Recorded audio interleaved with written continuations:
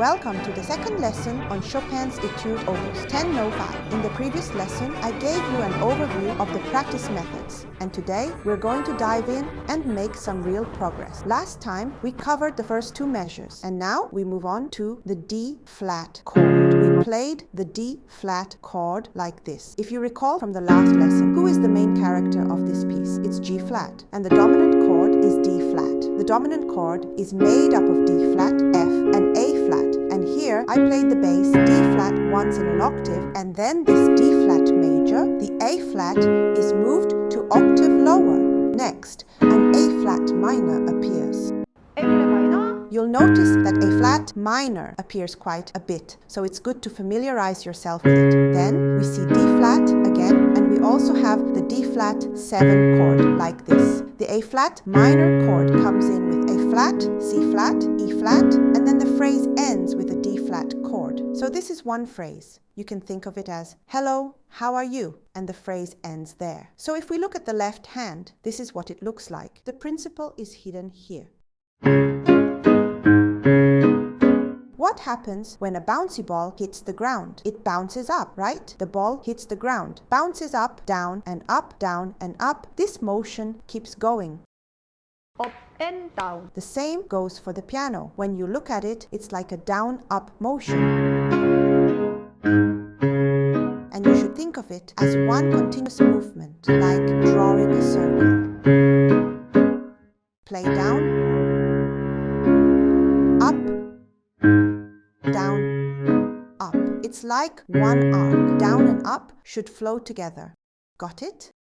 Also, be careful with the rest. Like I mentioned last time, it's important that it doesn't speed up. The tempo should remain steady. You might feel this is really fast, right? When you practice initially, I mentioned which notes to focus on, but there's one more thing I want to add that I didn't mention last time. Since the right hand might feel more difficult, you might neglect practicing the left hand, but you need to practice it as well. It's hard because of the speed and the leaps, but you need to practice the leaps carefully to avoid mistakes. So practice down, up, up. You got it? Make sure to practice the left hand well and be mindful of the timing. Practice with a metronome, just like we did before. Now, let's break it down in 2 beats. You'll see D-flat, A-flat, E-flat, A-flat. So, it gradually rises. In 1 beat, you only have D-flat and A-flat. Then, you have E-flat and A-flat. Looking here, you can see that the notes are only D-flat and A-flat. After that, it continues with E-flat, A-flat, and then A-flat and D-flat. So think of it as going up gradually with each beat.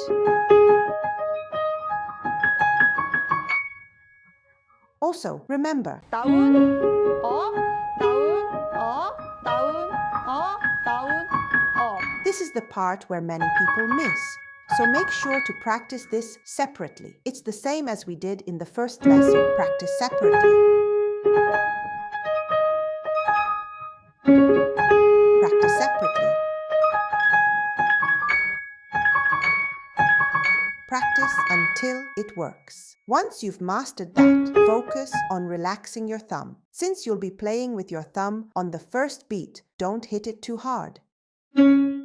Instead, think of relaxing your thumb and releasing the tension. Next, remember to keep the sound even. Focus on listening to the left hand and be careful with the rest. Now, as we move forward, remember that this part is similar to what we learned in the last session. It's forte piano now, and here's where it changes. We'll now play the A-flat chord, but now the C-flat has dropped to the bass. Then here comes the arpeggio. We'll play this with finger 3 and think of the F as connecting both notes on each side. So, cut off and get ready quickly. Practice preparing quickly. Out of these 3 notes, which one is the most important? It's this D, so make sure that D stands out. So, you have to make D shine more, like this. Some of you might be holding the note too long. Stop doing that. Just let it go. There's a ritardando, which means you slow down and then go back to the original tempo. Be sure this rhythm here. You need to be careful with the rhythm. You can't speed up during this part. Now, let's look at the right hand. Notice that the E flat is moving. It's important to practice this movement. There are many people who struggle with this. If you can't do it, practice just this part. There's quite people who get struggle this part. If you struggle this part, chunk only this and repeat.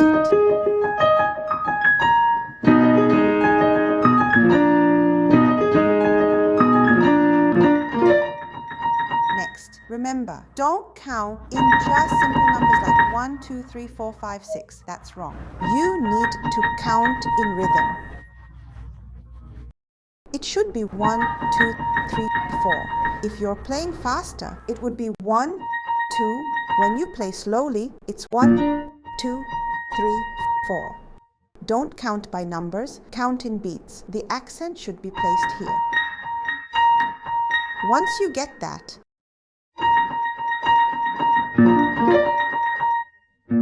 the next thing is aligning it with the arpeggio. You need to start the arpeggio in sync. You'll be able to match it properly with this arpeggio. You can align it like this.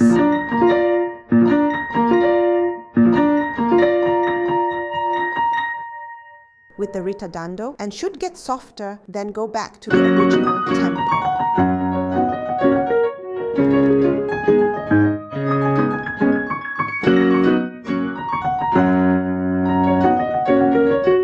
This changes from the A flat minor to A flat major 7 chord. The A flat 7 chord comes here, so it's adding the 7th to the major. So it's an A flat major 7th chord.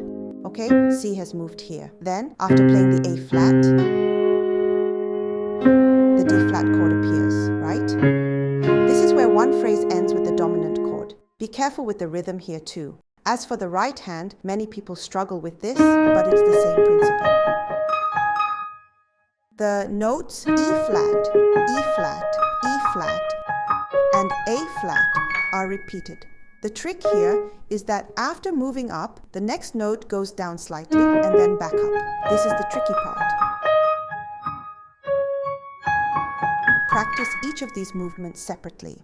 Then, I think you can use the technique here too. Next, as I mentioned in the previous lesson, after practicing each note carefully, you can start applying the method to gradually increase the speed. After looking at each note individually, you also need to practice viewing the music as a whole. From here to here should be played in one breath. So one breath here. And then one breath here too. You have to do it like this, in one breath. Practice going in one breath. Practice playing in chunks like this. Also, make sure to spend a lot of time practicing your left hand. And remember, just because it's an etude, a practice piece, doesn't mean there's no music in it, right? It's all music. Isn't it beautiful melody? Feel the melody while practicing and playing, and you'll feel more relaxed. It will also help your technique improve even more. Technique and musicality aren't separate. They're organically connected. I think this is naturally connected. So practice while feeling the music. However, be sure to keep the rhythm steady and balanced, okay? In the next lesson, we'll continue with the following pages. But there's still a lot to explain about this part also. Well, see you next time.